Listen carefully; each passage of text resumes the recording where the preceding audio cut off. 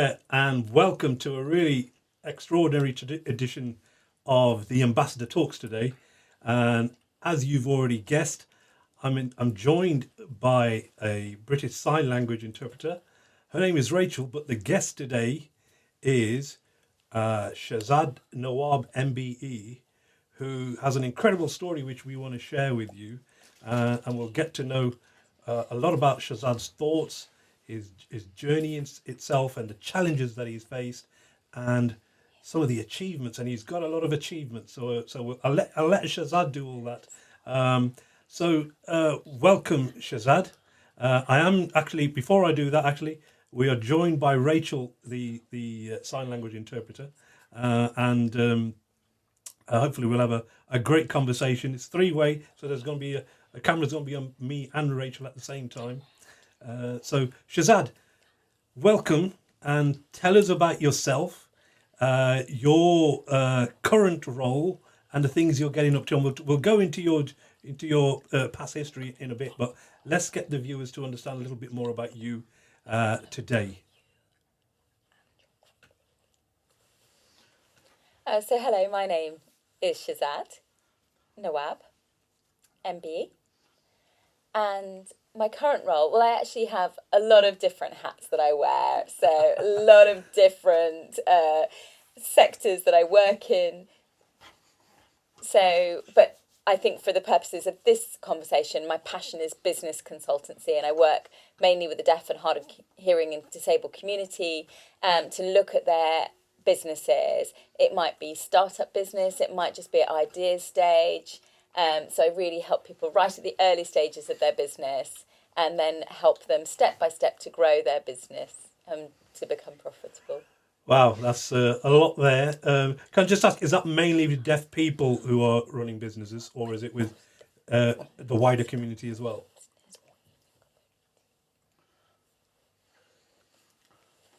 Well, I'll explain. So my family are all hearing. I'm the only deaf person in the family. So I feel, being the only deaf person in a hearing family, I've learnt from them. I was born profoundly deaf. I use sign language to communicate, and I work with deaf community who also use sign language to communicate. And there are literacy issues within the deaf community. It might be that they can't access information, that levels of literacy are not as high in the deaf community due to language delay and educational issues. So a lot of the time, deaf people are always struggling to keep up. And actually having information in British Sign Language allows them to access information in their first language. I think it's easier for the hearing community. They can speak, they can talk, but when I work with the hearing community, I always have to take an interpreter with me. So I'm always adapting myself. I do go to a lot of networking events with an interpreter. I prepare beforehand. I look at who's coming to the event. I look at the hearing people that I want to talk to, and then I'll book an interpreter and go to a networking or an activity. But I do a lot of browsing of delegate lists. When I go to the deaf or disabled community, a lot of the time I can use sign language to communicate, and I can have direct communication within the deaf community. So I actually operate in two very different spaces, really. Well, that's incredible. I mean, because the reason I said that was because I've worked in the disability movement for 30 plus years, and I've seen the challenges that disabled people face, but the additional challenges of communication and interpreting that deaf people have traditionally faced. I don't think they've got any better. What's your thoughts on that, Shezad? Do you think things have got better for deaf people over the last, 2-3 decades?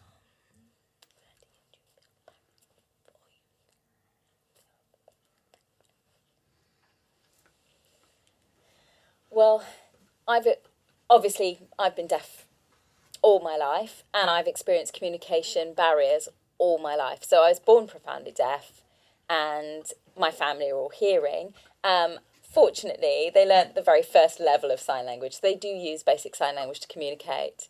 I remember when I was young, at about 10 years old, my parents started using basic levels of sign language. We use a lot of sort of gesture as well at home. And I would question my father. And I remember once I asked him, hey, Dad, how can I become rich? How can I become a millionaire? And my father was really surprised. I really caught him on the back foot with that question. My father said, well, Shezad, I think I am concerned because of your communication needs and your access needs. I'm concerned about your future. But I said, Dad, I have a can-do attitude. I can do this. I know about things. So I guess my parents wanted to test me, and my father said, why don't you come and work with me? He has his own business. He used to run branches of the post office, so I was able to shadow him from the age of 10 to about the age of 16 in branches of the post office. I didn't do the front desk. I was in the back office doing the back end of the business, looking at the accounting, the finances. I would count all the money. I'd look at VAT and taxes, insurance. So I was learning the back end of the business. I would work through all the invoices. So I learned the kind of paper-based side of the business. And then in the evenings, I would work with my father on his property development business. So we would look at his different projects, his renovation projects, and property that he was getting prepared to flip. So I watched him buy and sell and renovate properties. And at the same time, I also was at school. So, and at school it was quite a different experience maybe from a lot of other people. So I was in a mainstream school. So there were more hearing people than deaf, but the tutors were great, but I had to have additional support. I had to have interpreters come into the classroom to work with the teachers. I'd be in a smaller groups. The teacher would start speaking and I always have an interpreter to translate. But I would miss things, and if there was new terminology or new words or jargon, then I would need extra time with tutorials to actually catch up on the information that I'd missed in class because of the pace they were going at. But slowly I developed and I worked through my education. And obviously my mind is always working in British Sign Language. And sometimes people use sign to in the same grammatical structure as spoken English, but that's called sign supported English, and my brain works in BSL. Yeah. But I used sign to follow the spoken English, but actually sign language has its own grammar and syntax, and that's the way my brain works. And my school was a mainstream school, and then I went to college, which was a mainstream college, and then I finally went to university, but that also is a mainstreamed experience. So I remember when I was 16, I was in college and there were a lot of deaf people. I actually went to Derby Deaf College as well. So there were a huge amount of deaf people. It was a residential college and it was the first time I was with all these deaf people and everyone used very, very strong British Sign Language. And it was so completely different from my experience back from my hometown.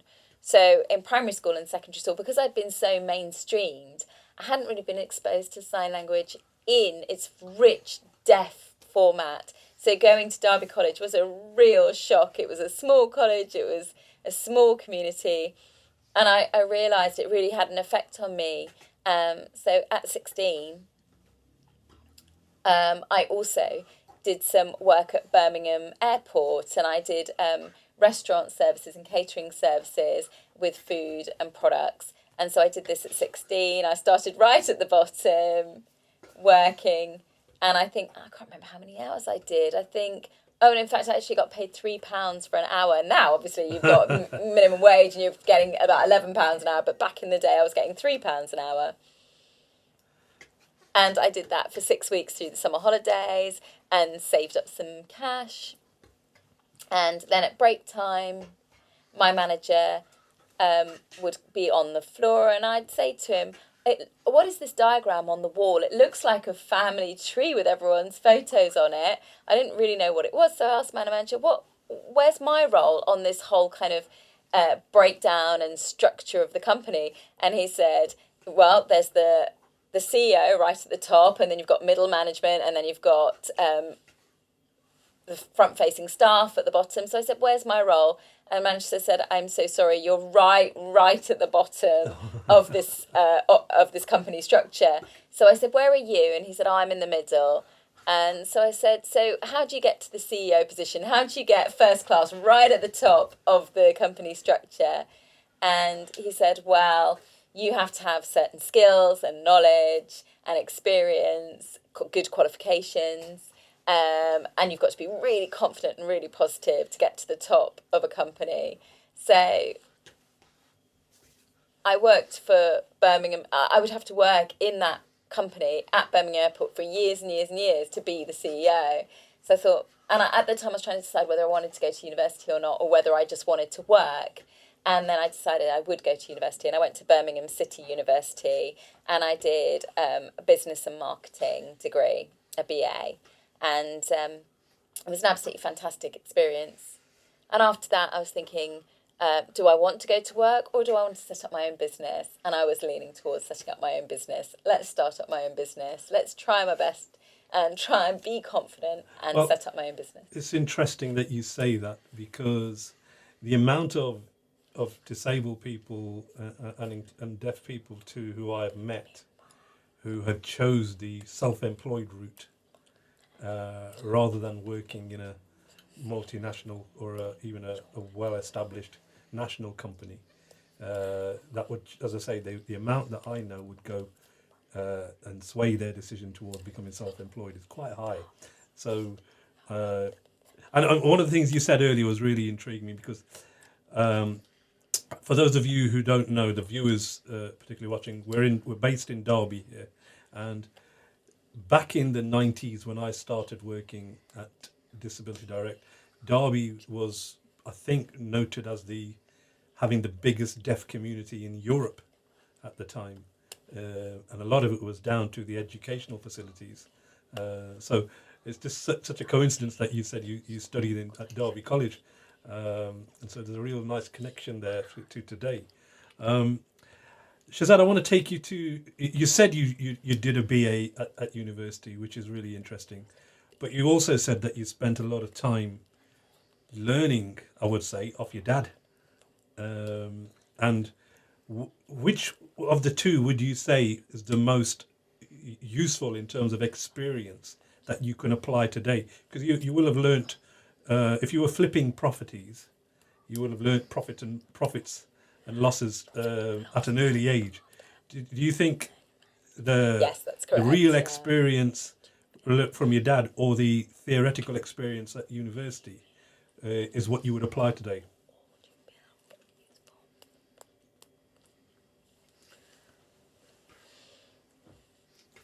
Yeah, I think that's difficult to choose because they're so different. For myself, if I'd carried on working with my father, I would never have got a university degree. I think my confidence would have been built up, and I'd have started from scratch and then basically earned a lot of money. But I'm not sure I would achieve my aims without a university degree. Okay. I feel if I hadn't worked within my father's business, and I decided to go the academic route and and actually continued my educational journey with a MA and a BS, and further qualifications linked to business, and I hadn't had that practical experience, I would have had all these qualifications, but then I'm just wondering what would I have on my CV in terms of actually sort of networking. I mean, people would say, oh, you've got a BA, you've got an MA, an MSc or whatever, a PhD. So your education's great, but where's your practical experience? Where are your actual hands-on skills? So for me, neither route is perfect. It's the blend of the two. Yeah. It's really important to have those two areas of activity. And I was so committed to both areas of activity at that time. I think education is really important. I think it's really important to learn the theory, have those practice scenarios and hone your academic skills. And then working within the family's business and watching my father run his business and make his money and how he did it. And then looking at that theoretical knowledge and seeing how it applies to that practical world. I mean, they're just such very different areas. I couldn't be without either of them, really. Fantastic. I've noted you have an MBE. When were you awarded that? And did you go to the Palace? Yes. So I set up my own business called Deaf Business Services Limited, and I set that up in 2010. So I set that company up. I thought it was a great opportunity. I did all my adverts, I did my branding, I spent a lot of money on marketing, I had office space, and I had lots of different services that I wanted to offer out to people. So I set up this business, and I would go to networking with my interpreter. I would hand out my business cards. And then suddenly it hit me when a hearing person that I gave my business card to, he looked at my name, Shezad Nawab.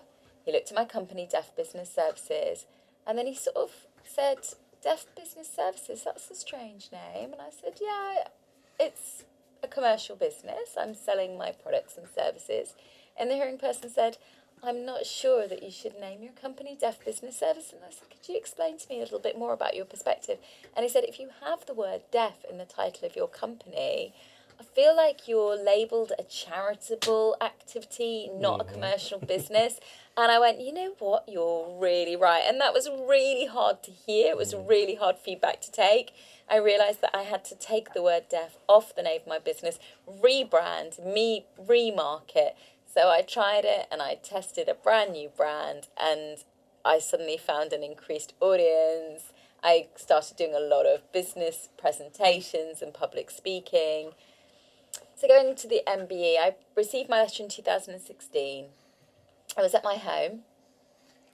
I saw this sort of very formal envelope with bold letters on it. I thought, oh gosh, have I got a fine? Have I got a warning? What have I got? I thought it was a fine. I thought I'd been caught doing something. I think, what have I done? Is this a letter from the police?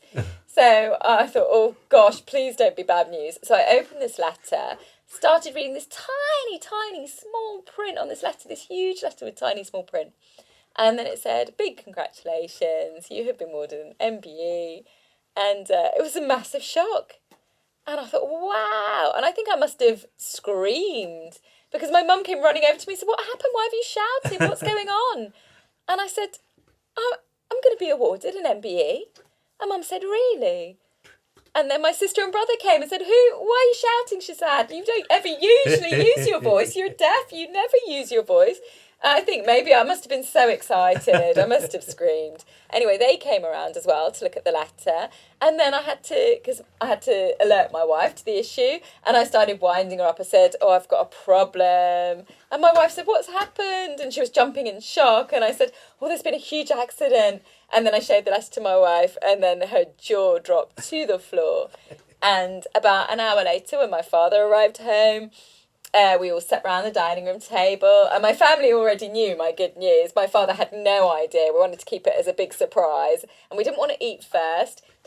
We'd eat first, and then after we'd tell him this big surprise. So we all sat and had our dinner together, and then I said to my father, I'd like to show you this letter. My father read it, and he was so shocked. It was a huge surprise for him. And he read the letter, and he was, I think it was about November the 26th we received this letter, and it said, it was so hard to sleep because it said you had to actually keep this information confidential for about 6 weeks. Okay. You can't tell anyone that you've been nominated for an MBE, and it will be announced in the New Year's Honours list on the 1st of January 2017. And I went to Buckingham Palace in March 2017. And it was beautiful. It was a beautiful. I mean, obviously, it's the first time I'd ever been there, but you see the red carpets in the corridors, the artwork along the walls. You're not allowed your phone, obviously. So when I got awarded my MBE, it was the most incredible experience. It is a true honour to receive an award from, it stems from the royal family itself, doesn't it? For the work that you've done. Yes, I believe so. And when I read it said, we cannot tell you who nominated you. So I don't even know who to thank. I have no clue who's nominated me, even to this day. Well, whoever's watching, if they're watching today, then obviously you can thank them now. But absolutely. The thing is, Shezad, I mean, your family must be immensely proud of that achievement.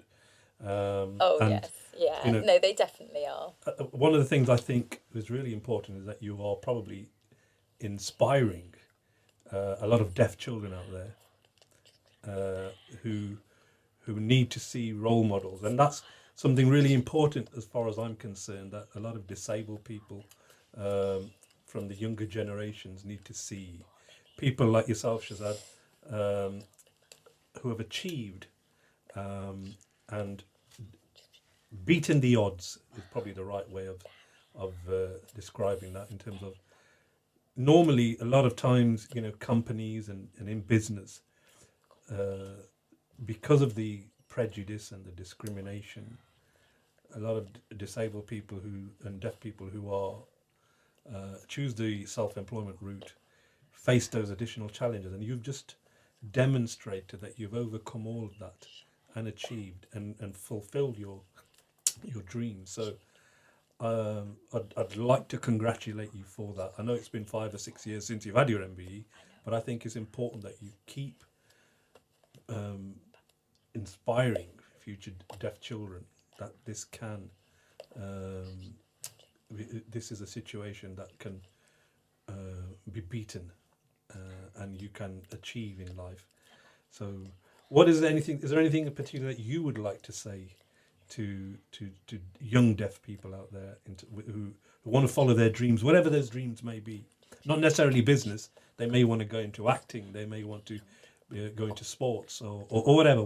Is there any kind of advice you would like to give?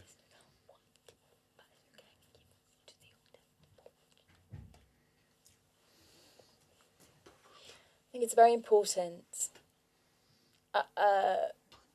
Well, actually, I have 3 important tips that I would like to give deaf young people. Make sure you keep confident. Be confident in what you do and who you are. Follow your passion. And hone your skills and hone your knowledge and your experience. Build up experience. Those are my 3 tips. If you don't build on those,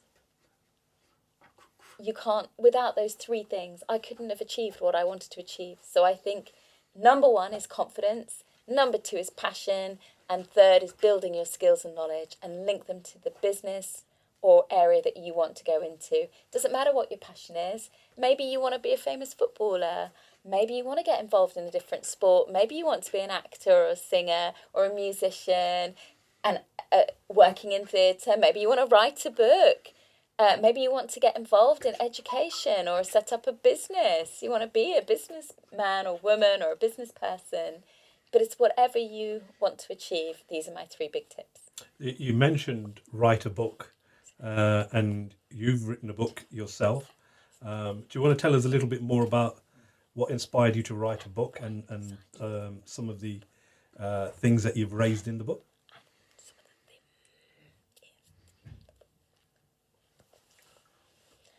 So I decided to write a book because I've been involved in business. I'd done a lot of international travel, a lot of work, a lot of meetings. And then in 2019, 2020, when COVID lockdowns were announced and I had to stay at home, yes, 2020, and lockdown was announced, I thought, well, all the meetings had converted to Zoom. Zoom would freeze. The technology wasn't as good as it was now. And I thought, you know what? I'm going to take this time right now to write a book. And I wrote this book, and it's titled Born Deaf to MBE. And that's my life experience, my life story.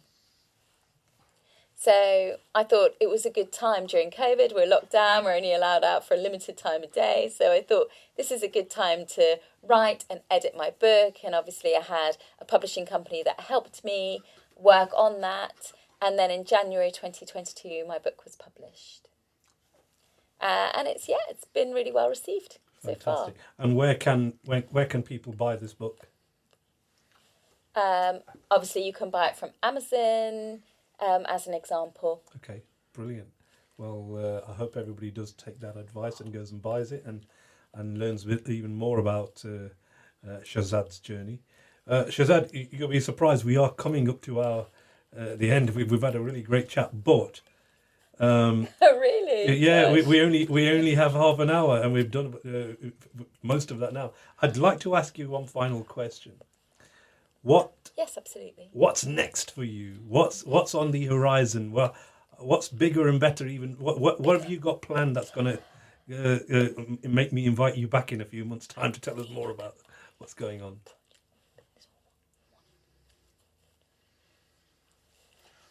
Well, I have got a big project in mind. I want to actually approach blue chip CEOs and actually look at equality.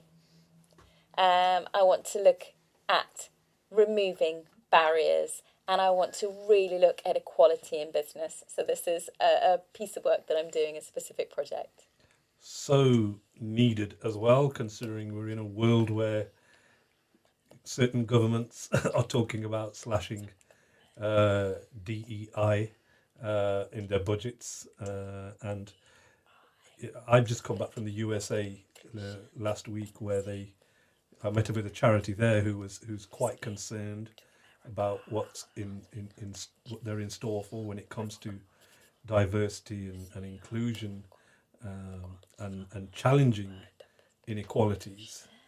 So I would really wish you the best of luck in convincing those blue chip companies in terms of ensuring that conversation stays at the top of their priority list. So any final thoughts before we round off? I think, I'm focused on the UK with private companies and PLCs. And there's about 1,500 PLCs and SMEs that I want to kind of try and access. It's been really hard to get access to people, but I want to try and break down those barriers and talk to people. Well, if anyone's going to break those barriers down, it's going to be Shezad Nawab MBE. That's all I can say. So I'd like to thank you, Shezad, and Rachel, for being absolutely fantastic and inspiring. Thank you so much. Inspiring guests, and it'll be a great experience for the viewers as well to see signing on this podcast, and hopefully remind you that we will do anything we can in this studio to meet your access needs. So once again, thank you, Shezad, for joining us, and this has been the Ambassador Talks. It's been brilliant. This has been the Ambassador Talks, and we will look forward to chatting you in the next episode. Thank you.